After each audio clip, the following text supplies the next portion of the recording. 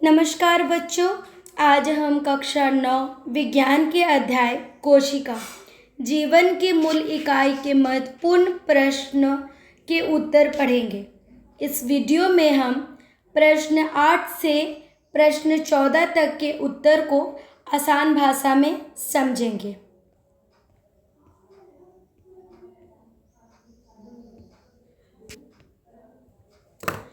मैं हर प्रश्न को पहले पढ़ूंगी और फिर उसे सरल तरीके से समझाऊंगी ताकि आपको परीक्षा में लिखने में कोई भी परेशानी ना हो।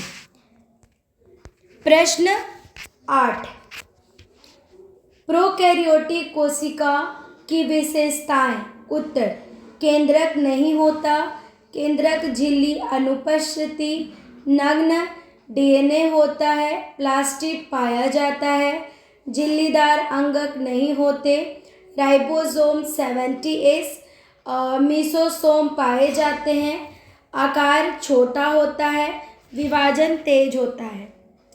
बच्चों, प्रश्न 8 में पूछा गया है कि प्रोकैरियोटिक कोशिकाओं की विशेषता आप बताओ। सबसे पहले समझते हैं कि प्रोकैरियोटिक कोशिका होती क्या है। प्रोकैरियोटिक कोशिकाएं बहुत सरल और छोटी होती हैं। ये मुख्य रूप से बैक्टीरिया जैसे जीवों में पाई जाती हैं। अब इनकी मुख्य विशेषता देखेंगे।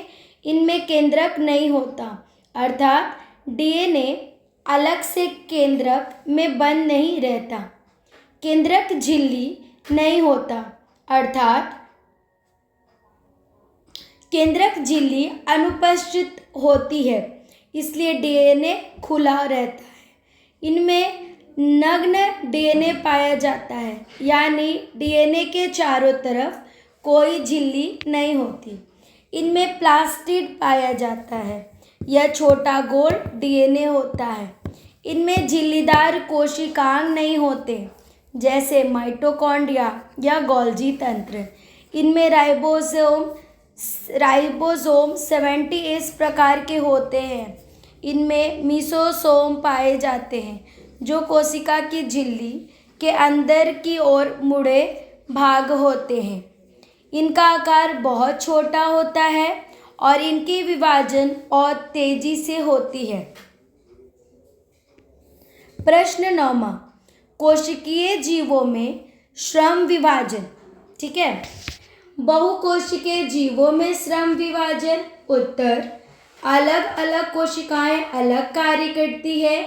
समान कोशिकाएं मिलकर ऊतक बनाती है, ऊतक मिलकर अंग बनाते हैं, अंग मिलकर तंत्र बनाते हैं। उदाहरण: हृदय, रक्त पंप, फेफड़े, श्वसन, मस्तिष्क, नियंत्रण। इसे हम श्रम विभाजन कहते हैं। अब प्रश्न 9, बहुकोशिकीय जीव में श्रम विभाजन क्यों होता है। बच्चों, बहुकोशीय जीवों में बहुत सारी कोशिकाएं होती हैं, लेकिन सभी कोशिकाएं एक जैसा काम नहीं करती। यही श्रम विभाजन कहलाता है, अर्थात अलग अलग कोशिकाएं अलग अलग कार्य करती है। उदाहरण के लिए, समान प्रकार की कोशिकाएं मिलकर ऊतक बनाती है, ऊतक मिलकर अंग बनाते हैं, अंग मिलकर तंत्र बनाते हैं। जैसे हृदय का नाम रक्त पंप करना, फेफड़ों का काम श्वसन करना, मस्तिष्क का काम पूरे शरीर को नियंत्रित करना। इस प्रकार जब शरीर के अलग अलग भाग अलग अलग काम करते हैं, उसे ही हम श्रम विभाजन कहते हैं। प्रश्न 10, कोशिका जीवन की मूल इकाई। सभी जीव कोशिका से बने हैं। जीवन की सभी क्रियाएं कोशिका में होती है। वृद्धि, श्वसन, उत्सर्जन कोशिका में होता है। नई कोशिका पुरानी से बनती है, इसलिए कोशिका जीवन की मूल इकाई है। अब समझिए कि अब प्रश्न 10 क्या कहता है। कोशिका का जीवन की मूल इकाई क्यों कहा जाता है। बच्चों, कोशिका सभी जीवों की सबसे छोटी संरचनात्मक और क्रियात्मक मीन्स फंक्शनल और स्ट्रक्चरल यूनिट है। सॉरी। इसका कारण है सभी जीव कोशिकाओं से बने होते हैं। जीवन की सभी क्रियाएं जैसे श्वसन, पाचन, उत्सर्जन, वृद्धि सब कोशिका के अंदर ही होती है। नई कोशिकाएं पुरानी कोशिकाओं से बनती हैं। इसी कारण कोशिका को जीवन की मूल इकाई भी कहते हैं। सॉरी, प्रश्न 11 आप समझेंगे। प्रश्न 11 क्या कहता है? केंद्रक छिद्र व उनके कार्य। केंद्रक छिद्र क्या है? केंद्रक झिल्ली से बने छोटे छेद दो झिल्लियों के जुड़ने से बनते हैं। कार्य: आरएनए को बाहर भेजना, प्रोटीन को अंदर लाना, केंद्रक व कोशिका द्रव्य के बीच संपर्क। केंद्रक छिद्र क्या है और इसके कार्य क्या होते हैं? सबसे पहले समझते हैं कि केंद्रक छिद्र क्या होता है।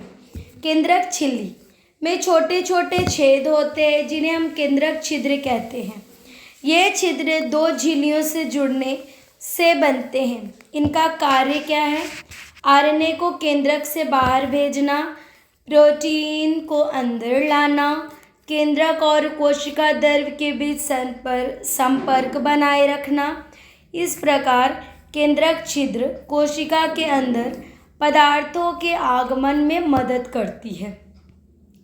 प्रश्न 12 क्या कहता है कि लैनकाय व रसधानी में अंतर। लैनकार राजधानी पाचन करता है, भंडारण करती है, एंजाइम होते हैं, पानी व अपशिष्ट गोल्जी से बनता है, टोनोप्लास्ट से घिरी अपशिष्ट तोड़ता है, पदार्थ जमा करती है। दोनों झिल्लीदार हैं पर कार्य अलग। देखिए, लैनकार और रसधानी में अंतर आपको बताना है। तो लैनकार और रसधानी में अंतर क्या है? पहले समझते हैं लैनकार। लैनकार जिसको हम अंग्रेजी में लाइसोसोम कहते हैं, इनका मुख्य काम है पाचन करना। इनमें पाचन करने वाले एंजाइम होते हैं, या इसको हम लोग सुसाइडल बैग भी बोलते हैं। यह गोल्जी तंत्र से बनता है और कोशिका के अपशिष्ट पदार्थों को तोड़ता है। अब देखते हैं रसधानी जिसको वैक्यूल कहते हैं। रसधानी का नाम भंडारण करना होता है। इनमें पानी, लवण, अपशिष्ट पदार्थ संग्रहित होते हैं। यह टेनोप्लास्ट झिल्ली से घिरी होती है। इस प्रकार लैनकार का नाम पाचन है और रसधानी का नाम भंडारण है। दोनों झिल्लीदार संरचनाएं हैं लेकिन इसके कार्य अलग अलग हैं। प्रश्न 13, केंद्रक की संरचना कैसे है? केंद्रक की संरचना दोहरी झिल्ली, केंद्रक छिद्र, केंद्रव, क्रोमैटिन, केंद्रिक। चित्र में दिखाएं, झिल्ली, छिद्र, केंद्रक, क्रोमैटिक। केंद्रक नियंत्रण केंद्र। देखिए, केंद्रक की संरचना को समझिए पहले। केंद्रक कोशिका का सबसे महत्वपूर्ण भाग होता है और इसे कोशिका का नियंत्रण केंद्र भी कहा जाता है। केंद्रक की मुख्य संरचना है दोहरी झिल्ली जो केंद्रक को घेरती है, केंद्रक छिद्र जो पदार्थों के आदान प्रदान में मदद करता है, केंद्र प्रद्रव जो केंद्रक के अंदर भरा द्रव होता है, क्रोमैटिन जाल जिससे बाद में गुणसूत्र बनते हैं, न्यूक्लियोलस केंद्रिक जो राइबोसोम बनाने में मदद करता है। इस प्रकार केंद्रक कोशिका की सभी गतिविधियों को नियंत्रित करने का काम करती है। प्रश्न 13,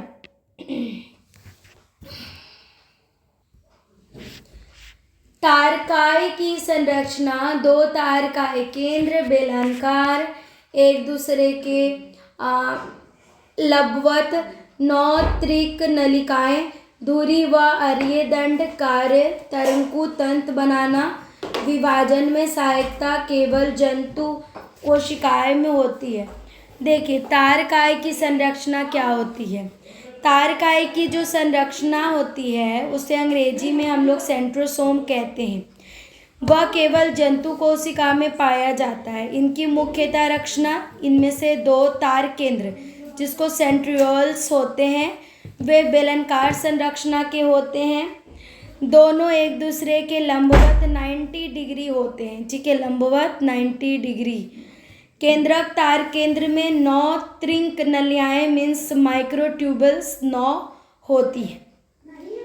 इसका मुख्य कार्य कोशिका विभाजन के समय तरंकुतुंत मीन्स स्पेंडल फाइबर बनाना। इस प्रकार तारकाय कोशिका विभाजन में महत्वपूर्ण भूमिका निभाती है। अब आपका लास्ट एक प्रश्न है जो है 14, उसको देखते हैं। गुणसूत्र बिंदु व वर्गीकरण। गुणसूत्र बिंदु सेंट्रोमेयर गुणसूत्र का संकरण भाग यही तरंकुतुंत जोड़ते हैं। स्थिति के आधार पर प्रकार स्थिति मेटासोमेट्रिक बीच में शब, मेटासेनेट्रिक थोड़ा हटकर, इक्रोसेमेट्रिक किनारे के पास, फिबोसेमेट्रिक बिल्कुल सिरे पर पार्ट 2 मतलब सिरे पे। 14 समझते हैं। तो गुणसूत्र बिंदु क्या है और इसके आधार पर गुणसूत्रों का वर्गीकरण करते हैं। सबसे पहले हम समझते हैं कि गुणसूत्र बिंदु मीन सेंट्रोमेयर किसे कहते हैं।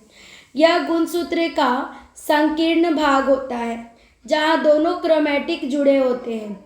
इस स्थान पर एक वर्ड्स आता है, उसको बोलते हैं तंतु जुड़ते हैं। अब इसकी स्थिति के आधार पर गुणसूत्र 4 प्रकार में होते हैं। पहला है मेटासेंट्रिक, जब गुणसूत्र बिंदु बीच में होता है।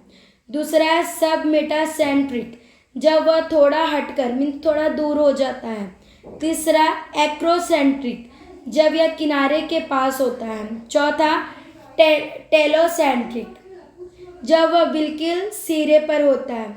इस प्रकार गुणसूत्रों का वर्गीकरण गुणसूत्र बिंदु की स्थिति के आधार पर किया जाता है।